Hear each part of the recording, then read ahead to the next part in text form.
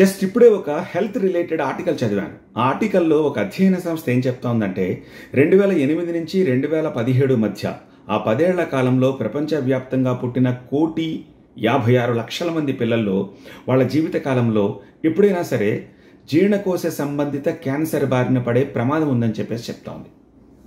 వీళ్ళు 185 దేశాల్లో జీర్ణకోశ సంబంధిత క్యాన్సర్కు సంబంధించిన అధ్యయనం చేసిన తర్వాత ఆ డేటాబేస్ని బేస్ చేసుకుని ఈ కన్క్లూజన్కి వచ్చారు. ఇంకా ఆశ్చర్యకరమైన విషయం ఏంటంటే ఈ 1,500,000 కేసెస్లో 3/2 అంటే 1,00,000 కేసులకు పైనే 1,06,00,000 కేసులు కేవలం ఏషియన్ కంట్రీస్లోనే వస్తాయంట. ఇంకా భయం కొలిపే వార్త ఏంటంటే ఆ 1,06,00,000 కేసుల్లో 65,00,000 కేసులు కేవలం ఇండియా అండ్ చైనాలోనే వస్తాయంట. కొంతలో కొంత ఉపశమనం కలిగించే వార్త ఏంటంటే 75% ఈ కేసులన్నీ కూడా ఒకవేళ దాన్ని ముందుగానే ఐడెంటిఫై చేసి అడ్రస్ చేస్తే సమస్య పోతాయి అని.